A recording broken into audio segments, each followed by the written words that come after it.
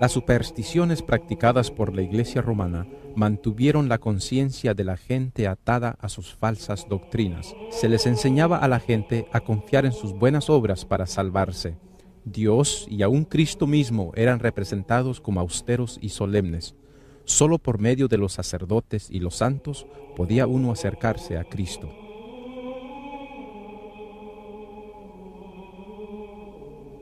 Este altar, que está en Chiesa del Gesù, Roma, representa a María echando fuera del cielo a dos reformadores. Ellos son Martín Lutero y Juan Hus. Al pie del altar, un pequeño ángel arranca las hojas de un libro, la Santa Palabra de Dios, la Biblia. Aunque fue esculpida a principios del siglo XVII, esto representa la actitud desafiante de la Iglesia Católica durante los 1260 años de oscuridad espiritual.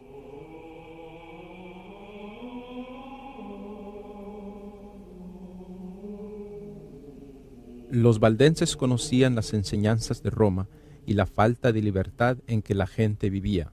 Como fieles misioneros, ellos anhelaban dirigir a tales personas hacia el amante Jesús, quien murió para que pudieran tener la verdadera libertad. Hallando a los sinceros de corazón, ellos les enseñaban que Jesús es su verdadero sacerdote, que solo a Jesús debían confesar sus pecados y que Jesús es fiel en perdonarles y limpiarles del pecado. De este modo la luz de la verdad penetraba en muchas mentes oscurecidas. El sol de justicia brillaba en el corazón, llevando salud con sus rayos. Así se les disipaba el temor de la muerte y podían levantar la vista y aceptar a Cristo totalmente. Aunque después los nuevos conversos confrontarían persecución, ellos se hallaban llenos de gozo y valor, y así como los demás seguidores de Cristo, ellos comunicaban a otros acerca de la nueva fe, y muchos se unían a los creyentes valdenses. En el año 1488, el Papa Inocencio VIII decretó que todos los valdenses de los Alpes de Cotián fuesen muertos. Se iba a desenvainar la espalda del papado contra los que guardaban los mandamientos de Dios, y no se iba a envainarla hasta que el último creyente en la fe fuese muerto.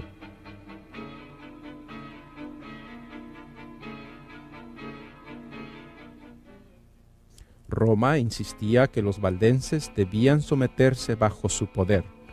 Oficiales de la iglesia fueron enviados con el decreto en la mano y les informaron lo siguiente: si venían al seno de la iglesia de Roma y si abrazaban la religión católica romana, ellos podían gozar de sus casas, propiedades, tierras, y podían vivir con sus familias sin vejación alguna.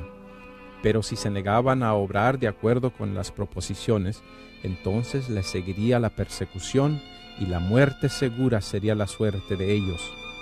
Frente a las proposiciones presentadas, los valdenses noblemente declararon que bajo ninguna consideración renunciarían su religión.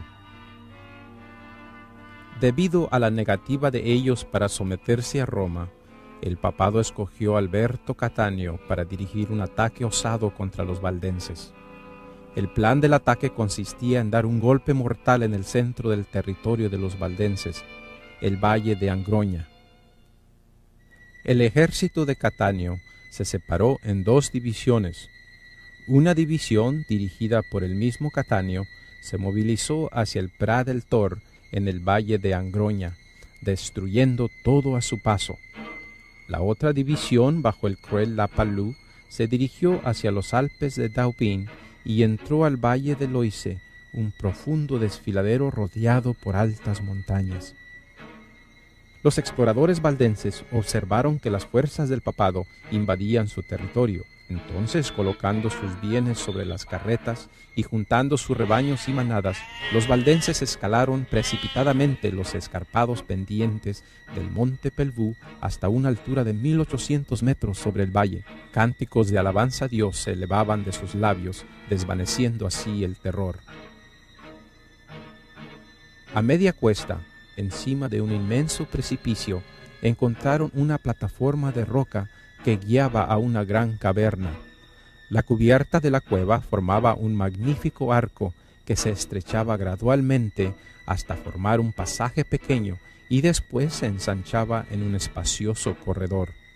Las manadas fueron distribuidas en los huecos laterales de la cueva. Padres, madres y niños se alojaron adentro y la entrada fue barreada con grandes piedras. Luego hombres apuestos se pusieron para vigilar. El enemigo, sabiendo que su presa estaba en la cueva, se acercó por arriba. Los soldados bajaron por cuerdas desde el alero del precipicio que pendía sobre la entrada de la gruta. La plataforma a la entrada de la cueva fue tomada por los hombres de la Palú. Los valdenses se adentraron más al fondo en el escondite. En vez de enviar sus tropas adentro a la cueva, la Palú les ordenó que juntasen toda la leña que pudieran. Entonces, amontonándola a la entrada de la cueva, prendió fuego. Un denso humo oscuro penetró en la cueva. Uno no puede imaginarse el sentir del pueblo de Dios en esa cueva, cuando el humo llenó la caverna sofocando a todos los que estaban allí. De seguro que se aferraron a las promesas de Dios. No temas en nada lo que vas a padecer. He aquí el diablo va a echar a alguno de vosotros en la cárcel, para que seáis probados, y tendréis tribulación durante 10 días. Sé fiel hasta la muerte, y yo te daré la corona de la vida.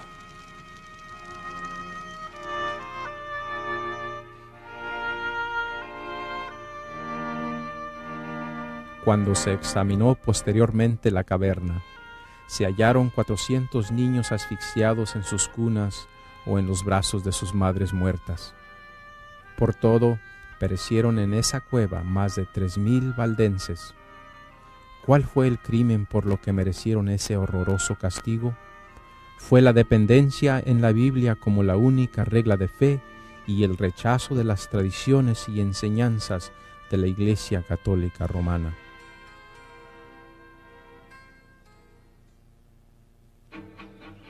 Mientras la Palú cumplía su misión de destrucción en el monte Pelvú, Catáneo dirigía su ejército al norte y oeste para destruir a los valdenses en el valle de Angroña.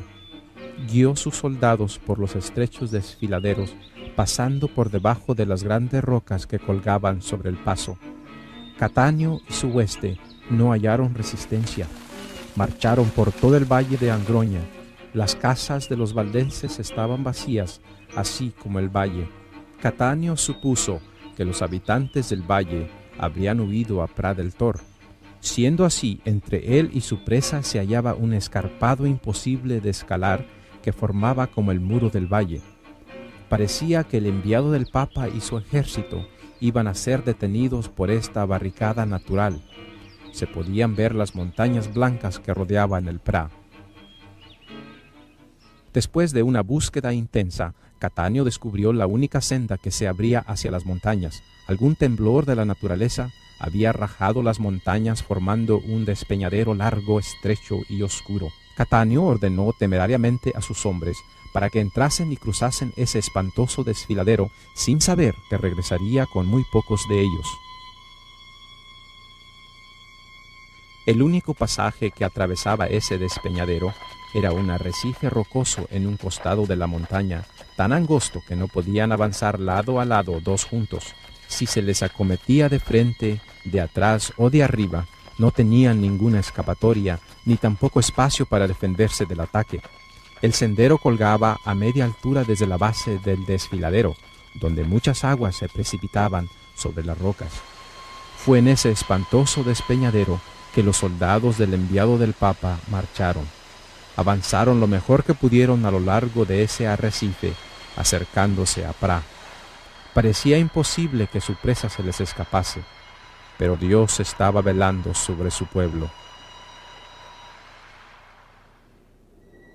Mientras los soldados del enemigo avanzaban por el estrecho sendero, una nube blanco del tamaño de la palma de la mano, inadvertido por los invasores pero ansiosamente observado por los valdenses, fue visto juntarse en el pico de la montaña.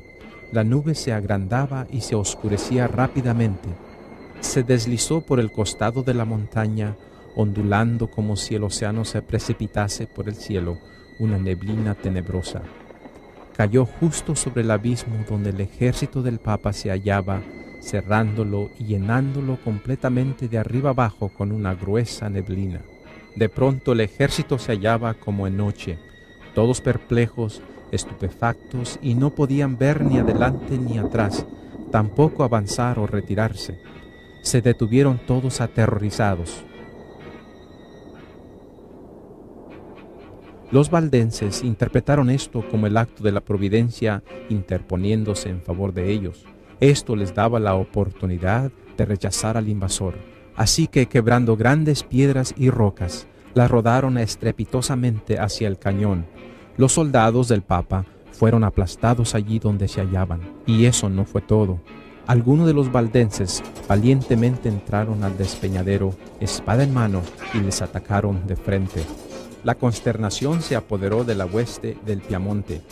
El pánico les impulsaba a escapar, pero cualquier esfuerzo por escapar era más fatal que la espada de los valdenses o las rocas que rodaban a saltos de la montaña, veloces como flecha. En la lucha, ellos mismos se dieron empujones echándose abajo uno al otro. Algunos fueron pisoteados hasta morir, otros rodaron al precipicio estrellándose sobre las rocas, y aún otros se ahogaron en la torrente. Así pareció miserablemente el enemigo de Dios.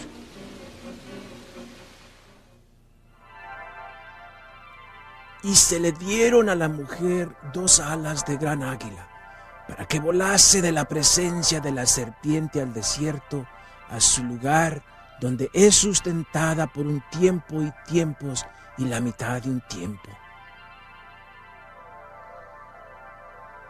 Y la serpiente arrojó de su boca tras la mujer agua como un río, para que fuese arrastrada por el río. Pero la tierra ayudó a la mujer, pues la tierra abrió su boca y tragó el río que el dragón había echado de su boca. Entonces el dragón se encolerizó contra la mujer y se fue a hacer guerra contra el resto de la descendencia de ella, los que guardan los mandamientos de Dios y tienen el testimonio de Jesucristo.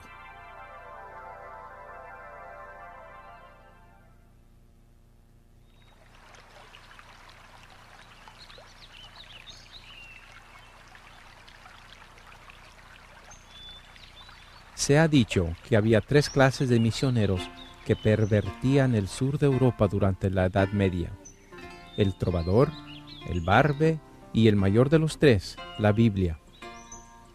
El trovador debe haber creado una vista colorida al visitar los castillos medievales. El motivo principal era presentar las verdades de Dios como estaban escritas en su santa palabra. Apenas entraba el trovador por el portón del castillo con sus mercancías, la gente se reunía para oír cualquier noticia del mundo exterior y para oír al ministril cantar y tocar para entretenerles. Un ministril común cantaba canciones provincianas de amor de la época, pero los misioneros valdenses cantaban porciones de los salmos que enseñaban virtud y señalaban el odio como vicio. Mientras la gente oía, alguien era motivado para oír más al evangelista cantor. De esa manera, los ministriles valdenses enseñaban a la gente que Dios es el único objeto de adoración, la Biblia la única regla de fe y Cristo el único medio de salvación.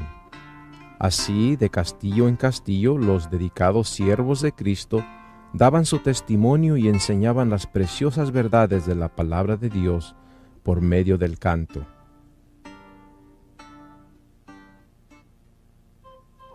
Los valdenses se contaron entre los primeros de todos los pueblos de Europa que poseyeron una traducción de las Santas Escrituras. Centenares de años antes de la Reforma, tenían ya la Biblia manuscrita en su propio idioma. Habían conservado la fe apostólica pura y sin adulteración, y esto los hizo objeto especial del odio y de la persecución. Declaraban que la Iglesia de Roma era la Babilonia apóstata del Apocalipsis, y con riesgo de perder sus vidas, se oponían a su influencia y principios corruptores. Como resultado de una larga persecución, algunos sacrificaron su fe, e hicieron poco a poco concesiones en sus principios distintivos. Otros se aferraron a la verdad.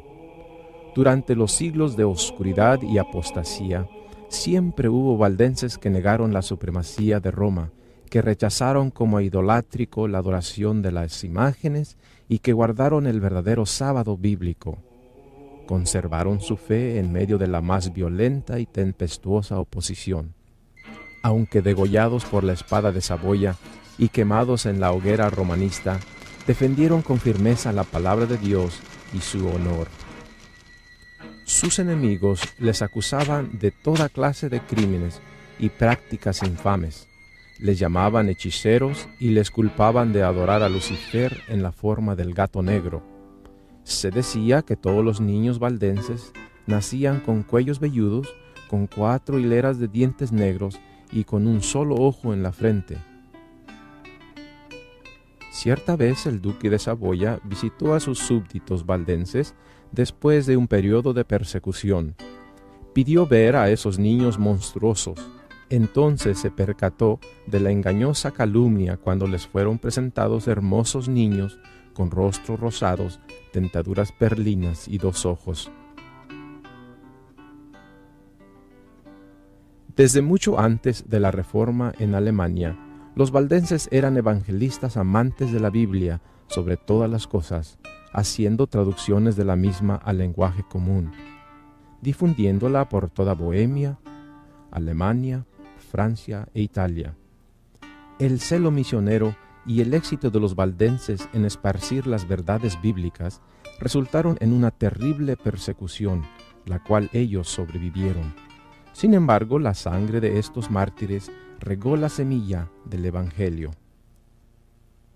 Desde su más tierna edad, los jóvenes valdenses recibían instrucciones en las Sagradas Escrituras y se les enseñaba a considerar sagrados los requerimientos de la ley de Dios.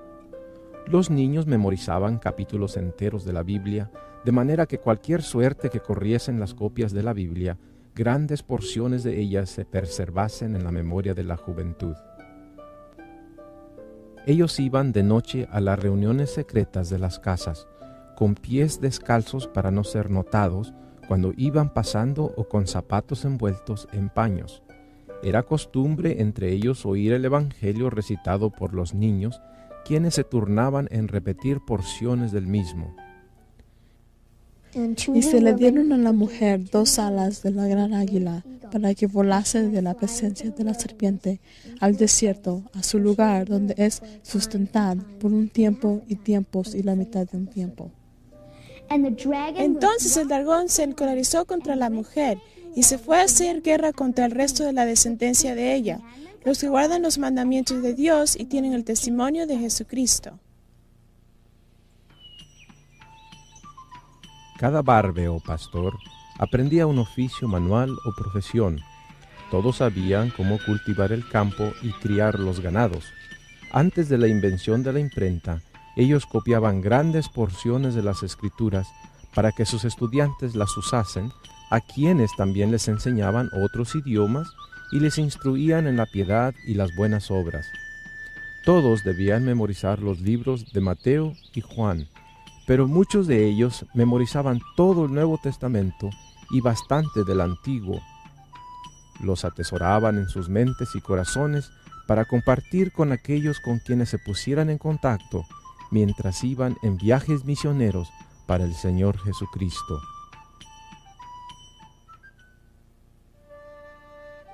El siglo XVI despuntó mientras los valdenses todavía se recuperaban de las persecuciones de los generales Lapalú y Cattaneo.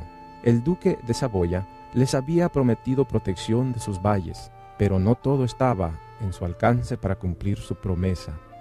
Él podía prevenir que ejércitos de las cruzadas, como los que se reunieron bajo la bandera de Cattaneo, invadiesen sus valles. Pero él no podía protegerles de las maquinaciones secretas de los sacerdotes. A falta de los soldados armados del duque, los inquisidores y los sacerdotes de Roma, actuando como misioneros, sedujeron a la gente con sus sofismas y secuestraron a otros llevándoles al santo oficio. A estas vejaciones fue agregada otro mal aún mayor, el de la piedad decayente. Deseosos por hallar descanso, muchos se conformaron exteriormente con la Iglesia romana. Para hallar protección de toda interrupción de sus viajes de negocio, ellos obtuvieron certificados o recomendaciones de los sacerdotes establecidos en los valles, indicando que ellos eran papistas. Para obtener este credencial, era necesario asistir a la capilla romana, confesarse, ir a la misa y dejar que los sacerdotes bautizasen a sus niños. Al mismo tiempo, continuaron asistiendo a las predicaciones de los pastores valdenses y sometiéndose a sus juicios. Sin duda alguna, los que practicaban tales engaños y la iglesia que los toleraba decayeron grandemente. Esa vieja vid parecía morirse y dentro de poco iba a desaparecer de esas montañas que por tanto tiempo había dado sombra con sus ramas.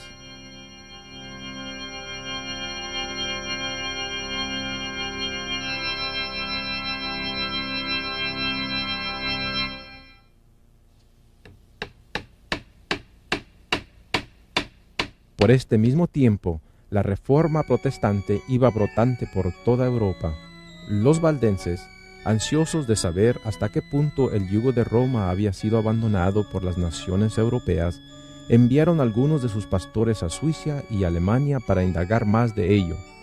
Ansiaban dar a conocer sus creencias y prácticas y en qué se comparaban con las creencias de los nuevos reformadores. Se organizó un sínodo y representantes de varias partes de Europa vinieron para conferenciar con los valdenses de Italia y Francia. Los representantes se reunieron el 12 de octubre de 1532 en la ciudad de Chanfouran, en el centro del valle de Angroña. Al concluir esta reunión, las decisiones tomadas fueron incorporadas en la corta confesión de fe, donde los valdenses y reformadores entraron de acuerdo sobre la incapacidad moral del ser humano, elección a la vida eterna, la voluntad de Dios dada a conocer en la Biblia, la única regla del deber y la doctrina de solo dos sacramentos, el bautismo y la cena del Señor. En su ansiedad y gozo por unirse a aquellos que se oponían a los errores de Roma y estimaban la palabra de Dios, los valdenses sacrificaron los últimos vestigios del sábado bíblico por la adoración del domingo de los reformadores. El resto de los guardadores del sábado, aún entre ellos, fueron silenciados. La mayoría de los valdenses se unieron a los reformadores para convertirse como parte de un gran movimiento que protestaría contra la opresión del papado. La lámpara, que ya había estado a punto de extinguirse, comenzó a arder en su brillo anterior. El espíritu de los valdenses revivió. Ya no practicaban más los disimulos y cobardes encubrimientos a los cuales habían recurrido para evitar la persecución. Ya no tenían temor de confesar su fe. De ahí para adelante nunca se les vería en la misa o las iglesias de los papistas. Se negarían a reconocer a los sacerdotes de Roma como ministros de Cristo, y bajo ninguna circunstancia recibirían cualquier beneficio espiritual o servicio de sus manos. Los valdenses colocaron en las manos de los reformadores el más apropiado y noble regalo, el libro, o sea, la Biblia, la cual sus padres habían preservado con su sangre y sus barbes habían transcrito y puesto en circulación laboriosamente. Ahora ellos la traducían a la lengua francesa y la imprimían por cuenta propia para las iglesias de la Reforma. Fortalecidos por el compañerismo de sus hermanos protestantes, los valdenses reconstruyeron sus iglesias y reinstauraron los servicios de adoración. Sus pastores fueron multiplicados y multitudes acudían a sus predicaciones para beber del agua de la vida fluyendo nuevamente de su tierra.